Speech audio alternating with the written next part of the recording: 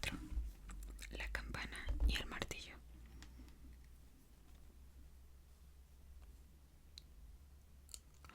No hubo duda respecto a la magia en esa ocasión.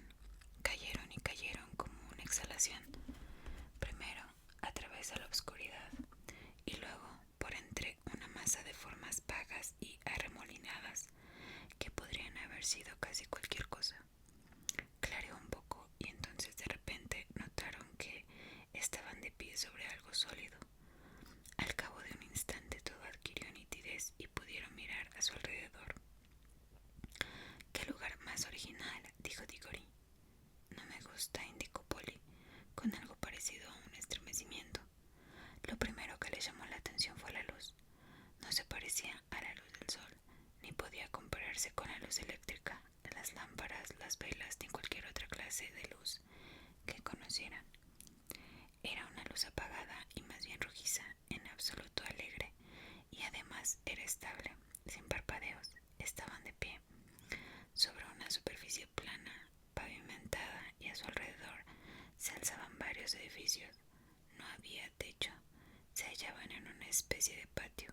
El cielo era extraordinariamente oscuro, de un tono entre azul y negro. Después de haber visto aquel cielo, uno se preguntaba cómo podía existir la luz en ese lugar. «Hace un tiempo muy poco», comentó Diggory, «me pregunto si no habremos llegado justo en el momento de presenciar una tormenta o un eclipse». «No me gusta», repitió Polly. Los dos, sin saber muy bien por qué, hablaban en susurros, y a pesar de que no existía un motivo por el que debieran seguir con las manos entrelazadas tras su salto, no se soltaron. Las paredes se alzaban muy altas alrededor de todo aquel patio y tenían enormes ventanas, ventanas sin cristales, a través de las cuales no se veía otra cosa que negra obscuridad. Más abajo habían enormes arcos sostenidos por pilares que se abrían, negros como las bocas de los túneles del ferrocarril. Hacía bastante frío. La piedra en la que estaba construido todo parecía roja, pero el efecto podía deberse meramente a la luz. Resultaba evidente que el lugar era muy antiguo. Muchas de las losas planas que cubrían el patio estaban agrietadas. Nunca encajaba bien y las puntiagudas esquinas estaban desgastadas. Una de las entradas en forma de arco estaban medio topadas por escombros. Los dos niños no hacían más que girar y girar para contemplar los distintos extremos del patio, y uno de los motivos que tenían para hacer eso era que temían que alguien o algo los mirara desde aquellas ventanas, como si estuvieran de espaldas. «¿Crees que aquí vive alguien?», preguntó Diggory por fin, todavía en susurro. «No», respondió Polly. «Está todo en ruinas y no hemos oído ni un ruido desde que llegamos.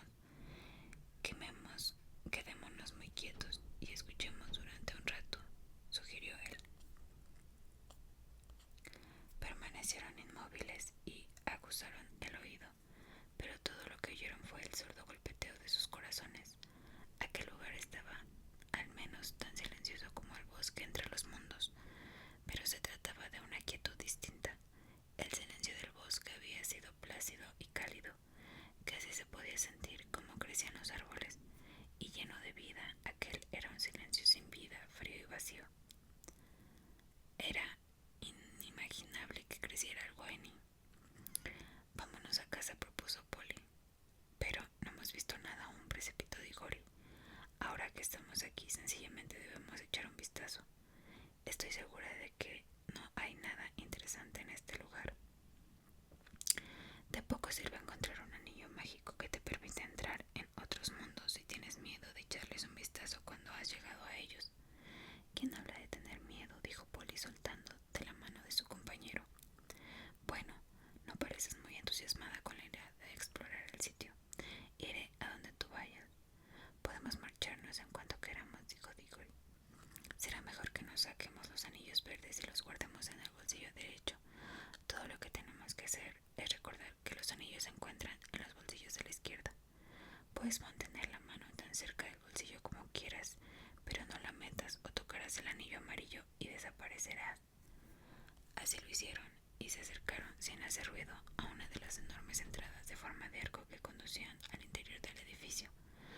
Cuando se hallaron en el umbral y pudieron mirar al interior, descubrieron que dentro no estaba tan oscuro como habían pensado en un principio.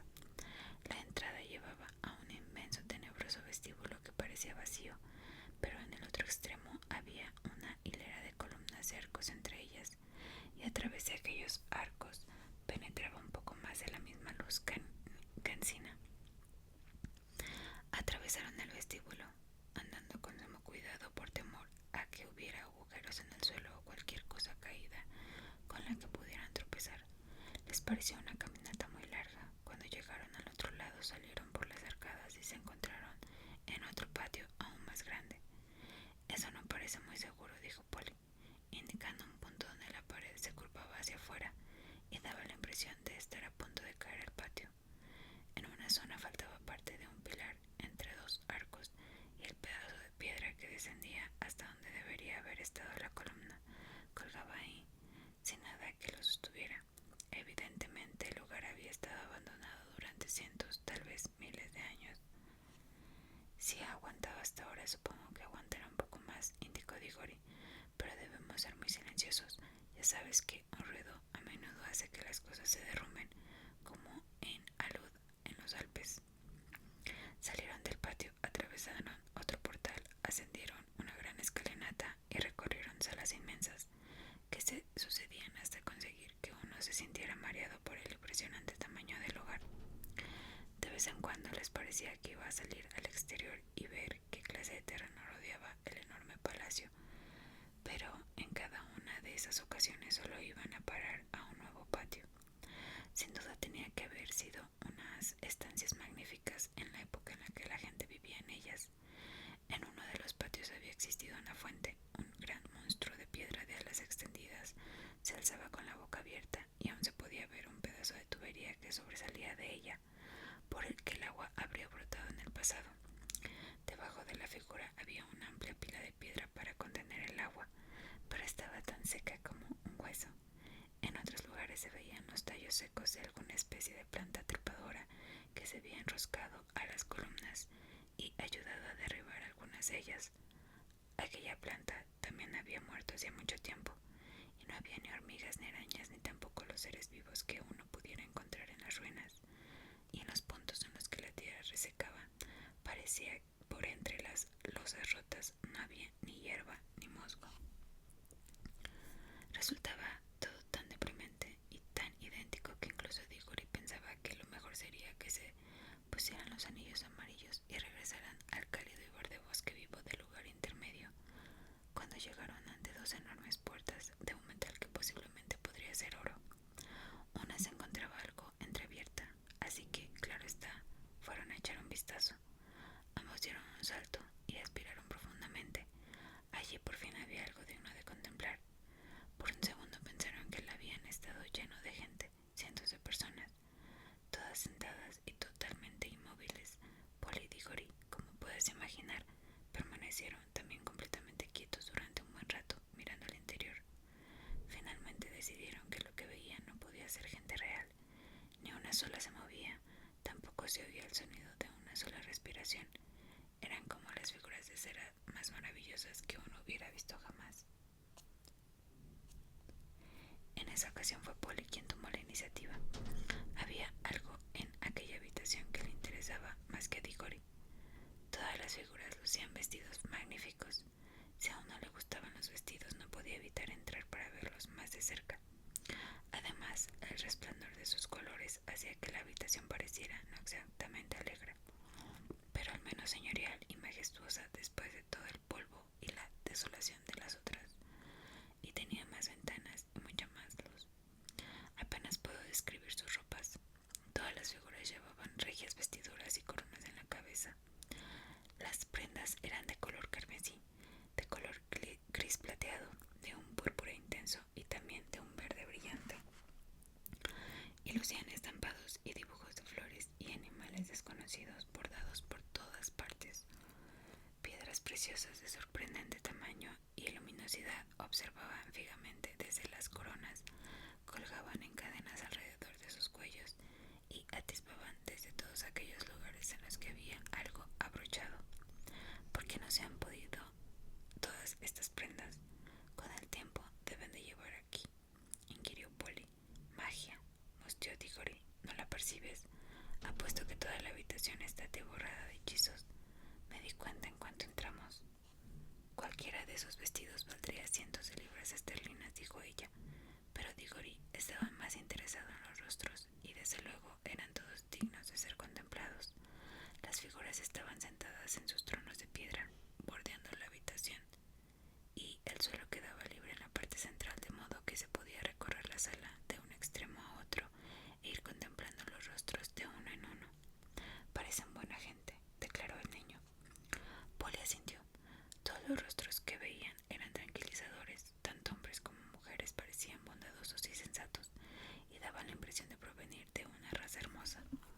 No obstante, después de avanzar unos pasos más por la habitación, los niños se encontraron con rostros que tenían un aspecto algo distinto.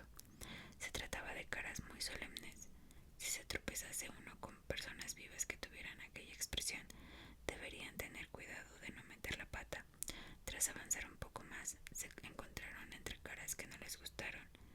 Esto sucedió más o menos en la parte central de la habitación.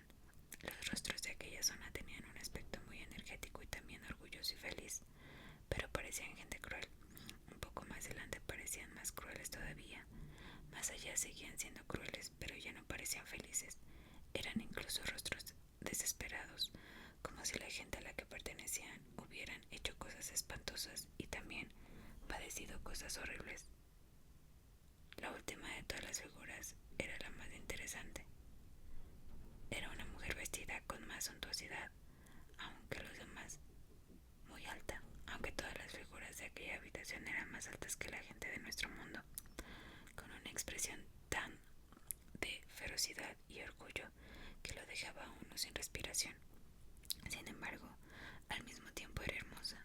Años después, cuando eran unos ancianos, Diggory decía que jamás en la vida había conocido a una mujer tan bella. De todos modos, es justo decir también que Polly siempre declaró que no pudo ver nada especialmente hermoso en ella. Esa mujer, como decía, era la última figura, pero quedaba un gran número de sillas vacías después de ella, como si la habitación hubiera estado pensada para una colección mucho mayor de imágenes. Me encantaría conocer la historia que hay detrás de todo esto, dijo Diggory. Retrocedamos y echemos un vistazo a esa especie de mesa que hay en el centro de la habitación. Lo que había en el centro de la habitación no era exactamente una mesa, era una columna cuadrada de 1,20 m de altura aproximadamente, y sobre ella se alzaba un pequeño arco dorado del que colgaba una campanilla dorada, y justo a esta descansaba un martillo también dorado con el cual se golpeaba la campana. Me pregunto, empezó a decir Diggory. Mira, parece que hay algo escrito, indicó Polly, inclinándose para observar el lateral de la columna. Caramba, parece que sí, confirmó él, pero naturalmente no podemos leerlo. No podemos. No estoy tan segura. Ambos miraron con atención, y tal como era de esperar, las letras talladas de piedra eran desconocidas, pero entonces tuvo lugar un gran prodigio, pues a medida que miraban, a pesar de que la forma de las extrañas letras no cambió en ningún momento, descubrieron que las entendían. Si Diggory hubiera recordado lo que él mismo había dicho apenas unos minutos antes acerca de que la sala estaba encantada, habría podido adivinar que el hechizo empezaba a actuar, pero la curiosidad lo embargaba de tal modo que no podía pensar en eso. Cada vez ansiaba más averiguar lo que estaba escrito en la columna, y por suerte no tardaron en saberlo. Lo que decía era algo parecido a esto. Al menos este es el significado del texto, aunque la poesía en la lengua original era mejor. Haz tu elección, aventurero desconocido, golpea la campana y aguarda el peligro, o pregúntate hasta enloquecer qué habrá sucedido si lo llegas a hacer. Ni hablar, exclamó Polly. No queremos correr peligro de ninguna clase. Pero no te das cuenta de que no sirve de nada, dijo Diggory. Ahora no podemos escapar. Nos pasaremos la vida preguntándonos qué habría sucedido si hubiéramos golpeado la campana. No pienso regresar a casa para luego volverme loco pensando en eso, ni hablar. No seas bobo, repuso Polly, como si eso fuera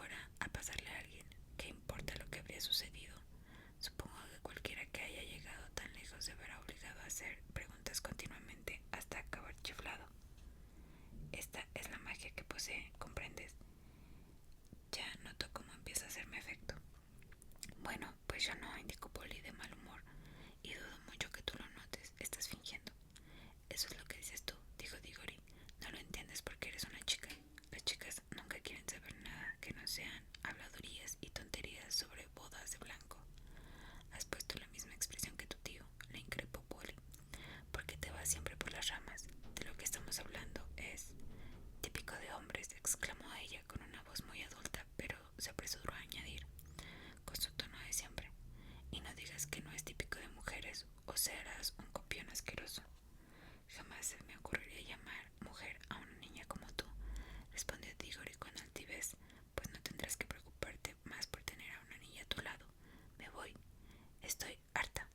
Nada de eso, exclamó Diggory en un tono de voz mucho más desagradable de lo que era su intención, pues vio que la mano de Polly se dirigía hacia su bolsillo para tomar el anillo. No puedo disculpar lo que hizo a continuación, si no es diciendo que lo lamento muchísimo después, y también lo lamentaron muchas otras personas antes de que la mano de la niña llegara al bolsillo. Le sujetó con fuerza la muñeca, inclinando su espalda contra el pecho de su amiga. Luego, manteniendo la otra mano de Polly apartada con el codo, se inclinó hacia adelante, levantó el martillo y asestó a la campana dorada un ligero y rápido golpecito. Hecho esto, soltó a la niña y ambos se separaron, mirándose fijamente el uno al otro y con la respiración entrecortada. Polly empezó a llorar, no de miedo ni tampoco debido a que él le hubiese hecho daño a la muñeca, sino presa de una gran cólera. Sin embargo, en cuestión de 2 segundos, los dos vieron algo en lo que pensar que les hizo olvidar totalmente su pelea. En cuanto recibió el golpe, la campana emitió una nota melodiosa como se habría esperado de ella, y no muy fuerte.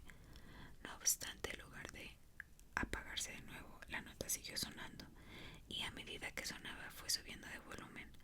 Antes de transcurrido un minuto sonaba ya el doble de alto de lo que había hecho al principio, y muy pronto fue tan potente que si los niños hubieran intentado hablar, aunque no pensaban en hablar en aquellos momentos, se limitaban a permanecer allí de pie, boquiabiertos. No se habrían oído el uno al otro. Muy pronto fue tan fuerte que ni siquiera gritando se habrían oído mutuamente, y el sonido siguió aumentando, siempre basado en una nota, un melodioso sonido ininterrumpido, aunque había algo inquietante en su dulzura, hasta que toda la atmósfera de aquella enorme habitación vibró con él, y notaron cómo el suelo de la piedra temblaba bajo sus pies. Luego por fin empezó a mezclarse con otro sonido, vago y catastrófico, que al principio recordó al rugir de un tren lejano, y luego al estampido de un árbol al desplomarse. Oyeron algo parecido a grandes pesos que caían. Finalmente, con una repentina ráfaga de aire y un retumbo y una sacudida que casi los derribó al suelo, más o menos una cuarta parte del techo situado en un extremo de la habitación se vino abajo. Enormes bloques de mampostería cayeron alrededor de los niños, y las paredes se bambolearon. El sonido de la campana se apagó, las nubes de polvo se disolvieron, todo volvió a quedar muy silencioso. Jamás se descubrió si la caída del techo fue parte de la magia o si aquel insoportable y fuerte sonido procedente de la campana había emitido por casualidad una nota que era más de lo que los medios desmoronadas paredes podían soportar. Ya está. Espero que esté satisfecho, jadeó Polly.